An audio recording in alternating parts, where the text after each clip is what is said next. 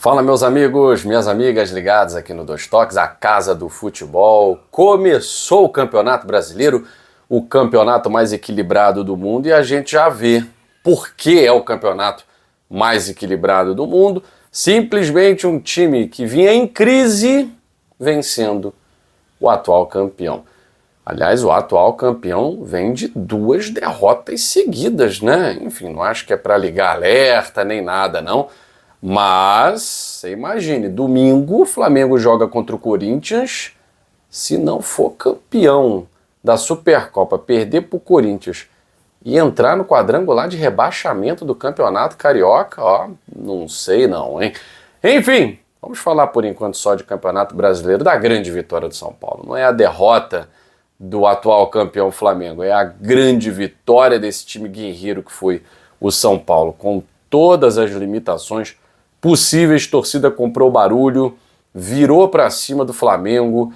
Um grande jogo de São Paulo e um grande jogo de Luciano, né? A grande verdade é que o Luciano tem se transformado, já foi mais vilão, hoje sem dúvida nenhuma é muito mais herói. É o jogador desse time de São Paulo com o espírito de luta que o torcedor venera, né? E responsável direto pela virada do São Paulo para cima do Flamengo, que espanta a má fase. São Paulo vinha num momento péssimo do Campeonato Paulista, derrota em clássico, derrota para o Mirassol, derrota para a Portuguesa, incertezas na classificação para a próxima fase está complicada, está difícil, porque não depende só de São Paulo, mas a estreia no Campeonato Brasileiro foi muito boa do time do Hernan Crespo. Já o Flamengo, né, que jogou bem, não dá para dizer que o Flamengo jogou mal, não. O Flamengo jogou bem, primeiro tempo mostrou superioridade, Carrascal teve 2 chances, uma espetacular no passe Cebolinha, não conseguiu fazer o gol, e aí é aquilo, né, no futebol brasileiro a bola sempre pune, como diz o Muricy Ramalho, a bola pune. Vale destacar aqui o belíssimo gol do Flamengo, numa jogada fantástica do Pedro, que quando quer jogar, joga a bola demais. A questão é que é só quando quer, né? É o artilheiro preguiçoso. O Pedro se transformou num jogador que não consegue ser titular. É o possível melhor atacante do Brasil que não consegue ser titular. Ontem foi diferente, jogou bem, deu passe para o gol, mas o Flamengo não conseguiu a vitória, então isso fica obviamente obscurecido pela atuação do Luciano, principalmente. Fez o gol de empate, deu passe pro gol da vitória do Danielzinho, e o jogador do Mirassol, hein? E no São Paulo já fazendo gol importante. Excelente vitória de São Paulo. Quem também teve uma excelente vitória, e aí não foi nenhuma surpresa, tal, foi o Bahia, gente. Foi o Bahia. O Bahia fora de casa, olha, os 2 finalistas da Supercopa do Brasil perdendo, hein? Só que o Corinthians perdeu, não vou dizer dentro de casa, né? Mas jogou em São Paulo, mando de campo era do Corinthians, na verdade não jogou nem na cidade de São Paulo, né? Jogou em Santos, mando de campo do Corinthians, vitória do Bahia, virada também. O Jean Lucas, excelente jogador, não me canso de dizer que é um jogadoraço, que bom que joga no futebol brasileiro.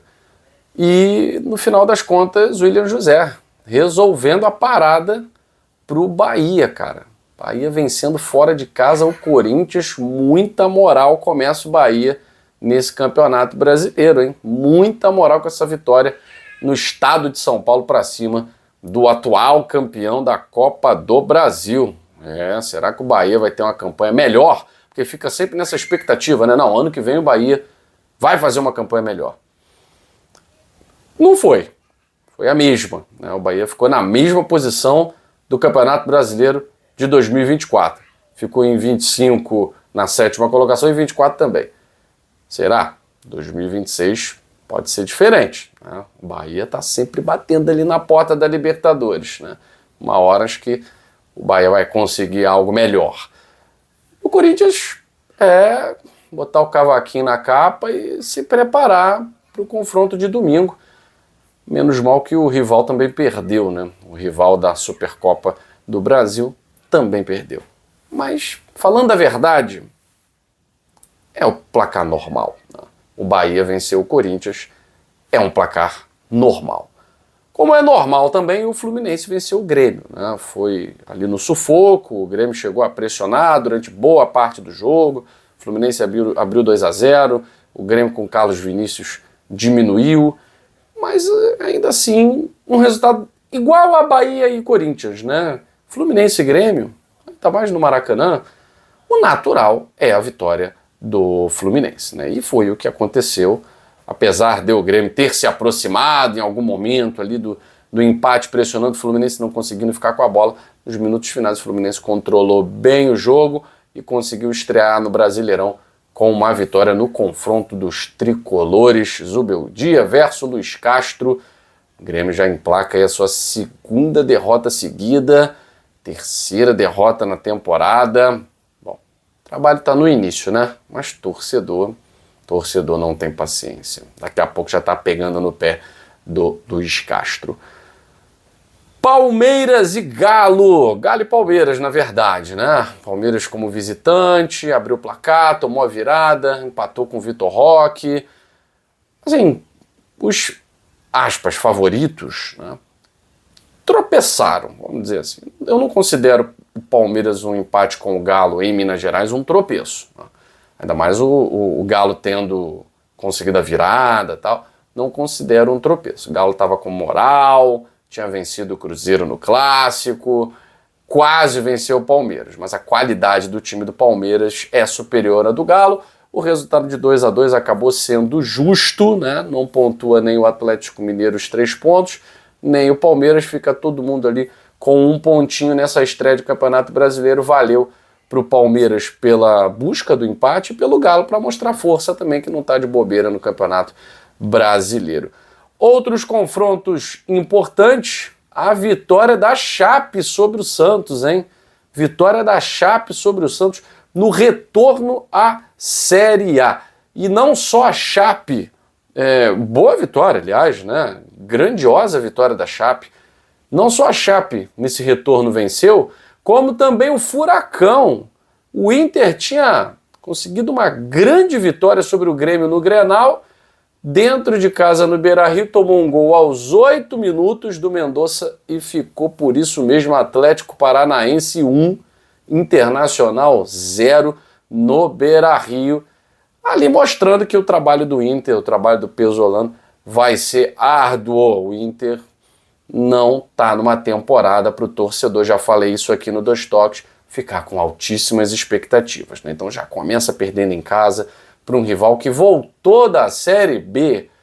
Tanto Chapecoense como Atlético Paranaense voltam à Série A com vitórias. Isso é muito bom para o torcedor da Chape, para o torcedor do Furacão. Quem não voltou bem depois de mais de 30 anos foi o Remo. Foi o Remo. 32 anos longe da Série A, o Remo estreou contra o Vitória no Barradão, daquele confronto de iguais. Também era uma boa para o Remo. Deu vitória, 2-0, e tá aí dividindo com a Chape, com o Flu, com o São Paulo, a liderança do Campeonato Brasileiro. Remo voltou mal, mas quem voltou pior ainda foi o Coxa, né? Curitiba, no Couto Pereira, diante do seu torcedor. No último minuto ali do jogo, tomou um gol do Red Bull Bragantino. Vitória do Red Bull Bragantino sobre o Curitiba. Infelizmente, chora metade do Paraná, a outra metade sorri. O Coxa perdeu em casa, o Furacão ganhou fora. Hoje tem mais Campeonato Brasileiro e é claro que você vai ficar por dentro de tudo aqui no Dois Toques, a Casa do Futebol.